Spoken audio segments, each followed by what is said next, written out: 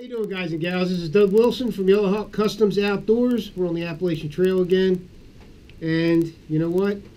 It's raining again, right? So I figured I'd do a video that you don't see too much of, right? Because it's kind of boring. So I'm going to give you the ins and outs, right? The stuff that really works for purifying water, okay? Now I'm talking about chemical purification. I'm not talking about a bushcraft filter where you use moss and sand and dirt and, you know, different tiers, right? I'm talking about what you can go out and buy that will make your water potable in the backcountry. It's lightweight. It's very effective. It's not heavy. You know what I mean? I like it because it's not heavy. All right. We're talking about. Now this is Aqua Mira, right? And this is the drops. Aqua Mira, it's got an A and B solution. Aqua Mira. A and B solution. It's got a little cup that you mix the A and B with, right? 7 drops per A, 7 drops per B per liter. That's how it works, right?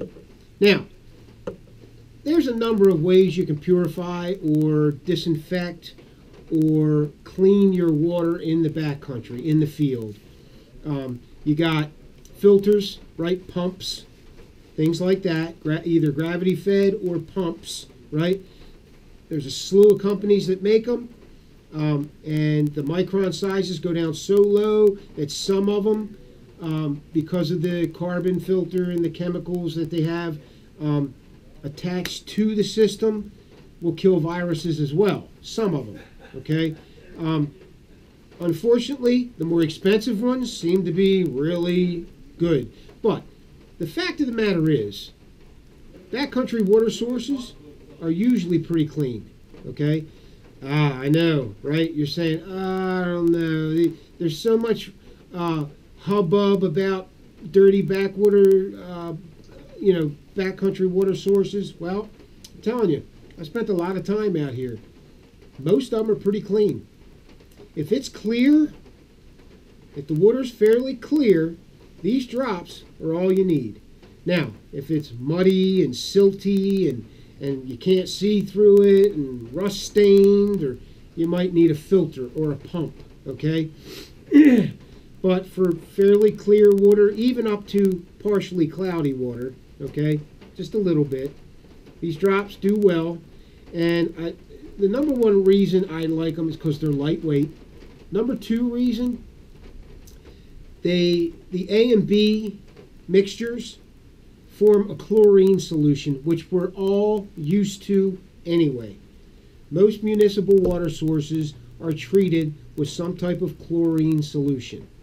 This is,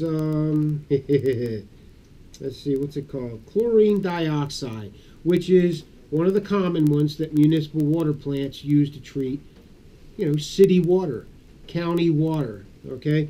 So we're already used to the taste of it, so we don't see any taste in the, you know, any change in the taste of the water when we use it. That's another reason I like it, right? These 2 bottles are always in my gear, right? Because you never know in the backcountry, you never know if there's Giardia or Cryptosporidium in your water source. You just can't tell. Better be safe than sorry, unless with some water sources, I know they're clean because I've been drinking out of them all my life, okay? So, better be safe than sorry. Aqua Mira is one of the best out there. They also have it in tablet form, but it takes longer to act, okay? Tablets, I don't know, they take like a half hour or so. These, actually the tablets, I think they take like 3 hours or something like that in the water. You got to let it sit. Depends on the temperature and whatnot. You have to read the directions. These work fairly quick, within 30 minutes, right? So I'm going to do a little video. I'm going to show you how to use this, okay? Aqua Mira water treatment, right? It's one of my go-to purifications for the field. Guys, stay tuned. You're going to see, you know, how to actually use these 2 bottles. It's real simple, real quick, real easy.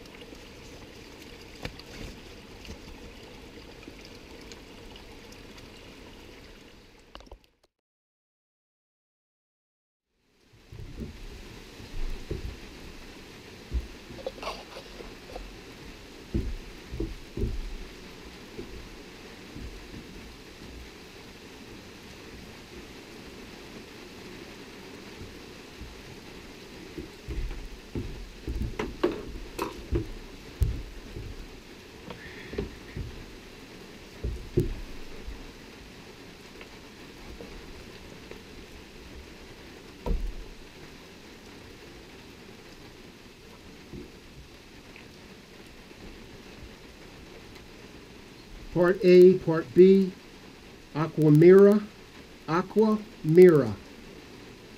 Part A, Part B.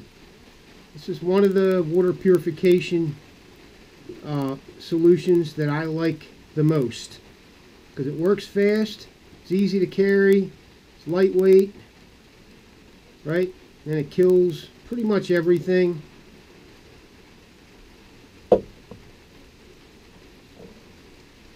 Here's the cap.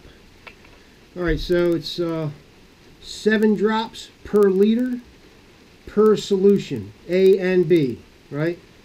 So I'm going to put a little less in because this water that I drew from that spring is pretty damn clean, and I have consumed this water without treating it. I know it's safe. Okay, I've been coming up here a long time, but for these purposes, all right, we take Part A. I'm going to put, instead of 7 drops, I'm going to put 5, right? 1, 2, 3, 4, 5. I'm sorry, 10 drops instead of 14. 8, 9, 10. Okay, there's that. That's Part A. Put the cap back on. Don't mix your caps. Part B. Okay, 10 drops. 1, 2, 3, 4, 5, 6, 7, 8, 9, 10. This makes a chlorine solution, right? And another reason I like this stuff is because we are used to chlorinated water, and that's what you're putting in here, chlorine. So most people don't even taste it. It's almost tasteless for most people. I can't taste it.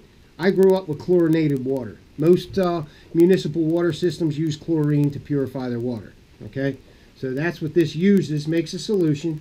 So you leave this solution in there for 5 minutes to react with the A and the B, right? Put your bottles aside. Now it's about 50 degrees right now, and it's raining up here at Tumbling Run Shelter on the Appalachian Trail. I'm here with Bob Yeschke and Greg Barr. Okay, so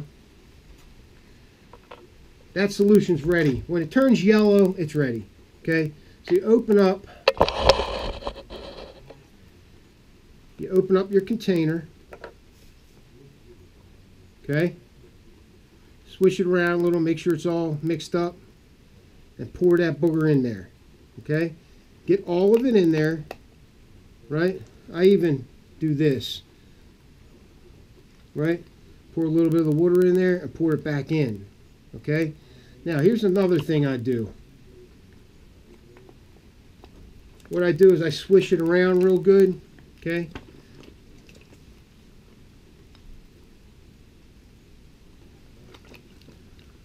and then I loosen it up a little bit, and I get the threads. Okay, now this entire water supply is purified now. Okay, as good as it's going to get. This stuff is really good stuff. Aqua Mira. Okay,